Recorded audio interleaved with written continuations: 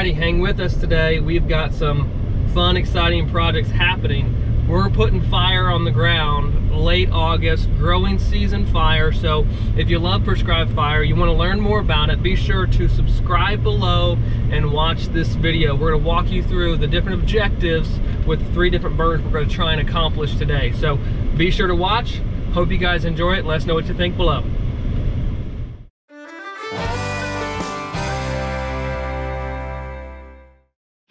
All right, let the fun begin. Here we go. This is the unit over here to my left.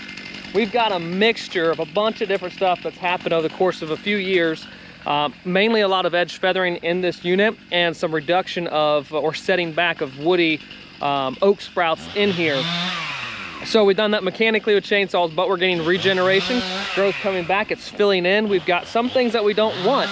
Or a lot of, certainly, is Japanese honeysuckle. We're getting about hip-high tall cedars, some larger cedars that need to be cut. But what the plan is today is to come in, do a growing season fire in this unit and to set back all that regeneration and restart it. Namely, again, the woody species that are coming back in here. We love to have a mix, and wildlife love to have a mix of shrubs, grasses, and forbs. We got a lot of woody component, time to set it back with fire. This is a small little unit, but regardless, it's a unit that needs to be managed. Easy to cut off for prescribed fire, especially during a growing season. Here we can see a lot of the woody regeneration that we're talking about mixed with cedars and stuff in this unit. So again, this has been edge feathered over the past couple of years. You can see some treetops, some cedar skeletons laying through here. We want to diversify this. So again, growing season fire is going to accomplish that for us.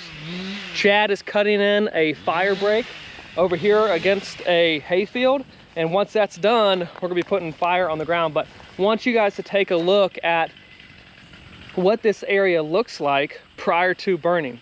It's probably not going to change visually a ton even after burning it during a growing season. Growing season fire creeps across the ground. They'll still be very green leaves and everything. Now they'll turn once they're top killed in the next couple days, but there'll still be a lot of green in here even once the fire has moved all the way through this unit based on it being a growing season fire. But we've got fuel from grasses, leaves, some of the tree canopies and stuff that have been cut through edge feathering. So it ought to burn pretty good. We're excited to see what happens with it, but giving it a whirl. Late August, it's been dry for several weeks now. We still have a pretty high humidity, but considering the ground has zero moisture against it, and this stuff is really kind of drying out, a lot of the natives are getting to a point where they are becoming certainly less palatable. They're drying up, maturing. That's the word I'm looking for. They're maturing. So we're going to see a fire go through here today. So this is going to change drastically, which we like to see. Okay, here's what we're primarily burning. Oak sprouts, oak saplings, sumac, some natives. They're drying up. There's some ironweed, cedars in there, multiflora rose. We're gonna top kill all of this right here. It's old cedar skeletons through here. Let a fire just creep through, do its job. Might be a slower fire based on the wind and fuel loads, but we're gonna take care of all of this and set back that woody vegetation, hopefully. It's gonna burn through the here. So it's important to note when we're talking about growing season fires that when we're trying to set back this woody vegetation, one of the reasons why growing season fire works really well opposed to a dormant season fire is that in the next couple months, this oak sapling, this post oak sapling, is going to be senescing. So it means it's taking its energy and transferring it down to the root system to store and prepare to go through the dormant season, the winter time frame. So it being late August, here in our latitude, that's happening throughout the month of September and early October. But if we come through here with a growing season fire and girdle that or top kill that sapling right there with fire based on the fuel load and basically how long the temperature is sustained at about 140 degrees, a minute or so at the base of that, we'll girdle it successfully. But with the air temp already 90 degrees, it's got to raise 50 degrees and be like that hot for about a minute, and will top kill that successfully. So that's why growing season does really well, as well as most of the energy's up here, but it needs to take it down to the root system. So if it's girdled now, prior to that mobilization of energy, if it's girdled at the bottom, it can't store the energy for the dormant season. So basically, we could completely kill this tree, which is fine, despite it being an oak. We've got tons of them. We don't need all of them. So we're gonna top kill some of these trees, set them back, allow diversity of grasses, forbs to come back in here, recolonize the area. But that's how saplings, woody saplings specifically, during a growing season fire are top killed. So this is objective number one for this area. We'll see how it does. We probably won't be able to know exactly how well until the following spring, 2021. But that's our goal. That's our objective, to come back in here and do that. So hopefully the growing season fire will have enough heat that stays around the base of the stump itself for that long. Again, with it already being 85, 88, 90 degrees out here throughout this afternoon, we're not gonna have to raise the temperature around the base of that thing for too long to make that happen and accomplish. So we're hopeful that's the result that we'll get here on this growing season burn in southwest Missouri.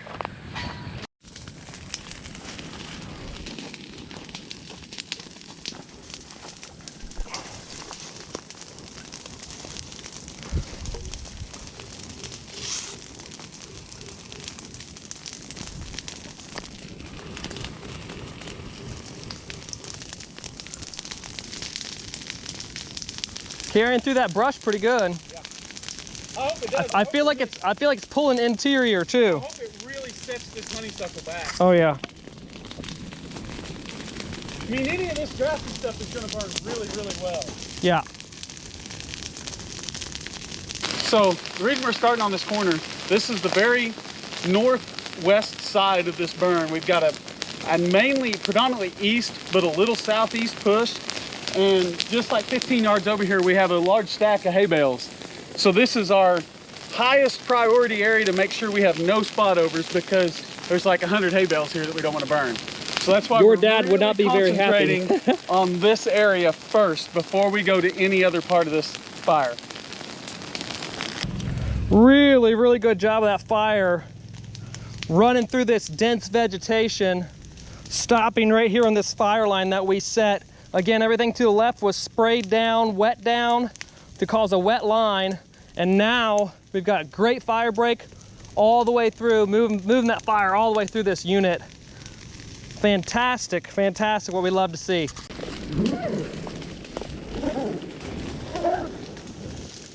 Here it's singeing.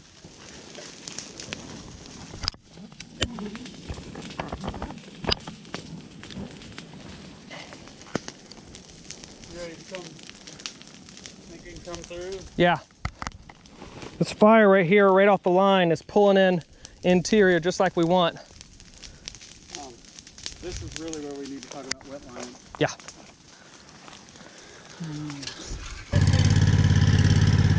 I just want to pull out here away from it a little bit. That ought to be close enough, isn't it? Yeah. I just went right on your tire track, so it flattened it. This will be the main thing right here.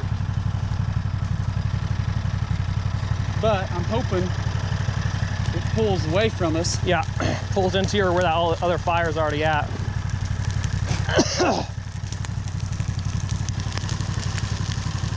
just put it out right here as it backs away from it. So right here is what was wet lined. We'll see what that fire does when it hits that spot.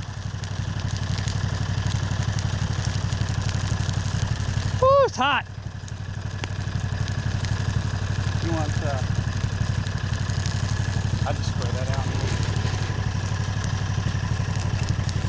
It's honestly creeping underneath of it. I know. That's why, to me, wet line is not to put the fire out. No, it's just slow it. Got another spot? All right, it's pulling through this honeysuckle really, really well. That smoke pulling and getting that fire deeper in there. Again, even in the shadows, that's torching that honeysuckle, resetting all that vegetation. So pulling through this grassy area really well. We've already got 10 yards worth of black right off this line we just created. I'm gonna bring around okay to wet line. I'll watch this. All right, we're looping around the fire now. We've basically gone through the toughest part when it comes to maintaining the fire break and the pasture field hay bale. So now kind of comes to the fun part. We've done the legwork, now we can kind of loop around it and let that fire do what it wants to do, and that's pull up from the south, southwest and really start eating. So excited to see what happens, but I'm gonna make a loop around. See you on the other side. All right, Chad, as this fire's burning right here behind us in this nice little kind of grassy opening, or what was grass before it lit, we're kind of chatting about what the goals were for this. One of them, as we mentioned earlier in the video, is setting back woody aggressive growth. You know, there's a lot of post oaks, blackjacks, hickories coming back in. This is an area that's kind of an odd area that doesn't fall in any of our big prescribed burns. Yeah. So it's been left alone because it hasn't fallen in there, and we're finally, this has been a goal for a couple of years, and finally have the weather, the time to do it.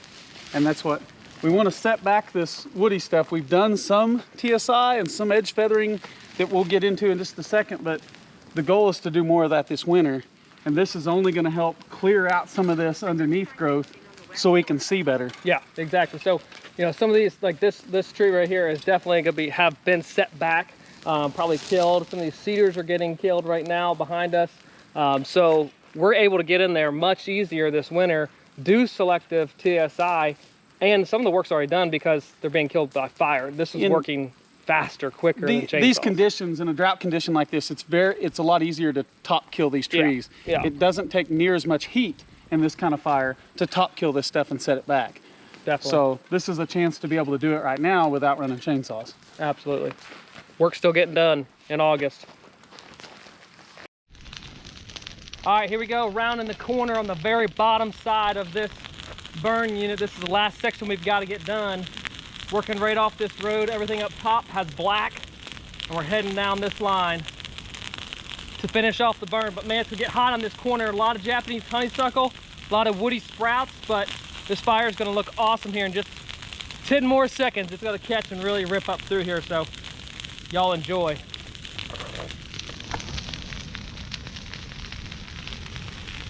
There's also a bunch of more roads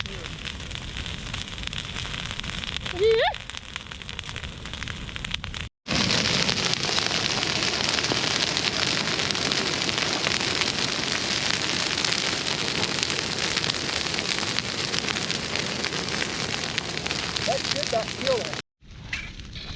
Really good to see the plans you had for a burn kind of come to fruition. It's pretty common when you're doing growing season burns to have some burns or portions of a burn unit that do really well, others that just kind of fizzle, dance around.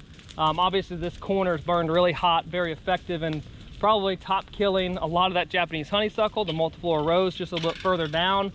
But all in all, a patchy burn, keep this in mind, if you take one thing away from the video, a patchy burn is not a bad thing. You won't have to have 100% complete black throughout your entire fire unit for it to be a success. Patchy burn creates diversity. So remember that, different intensities of heat. You got something building up over here versus this heat here, you're gonna get a different response. That's the whole point, create diversity. So patchy burns are totally fine, acceptable. So man, this is fun. August, it's hot, but guess what? We're improving the habitat right here in Southwest Missouri on this specific piece with specific goals of reducing the woody vegetation in here so we can get in, do a little bit more TSI, and improve the forb component that is going to be coming back in here next growing season. So a lot of good things.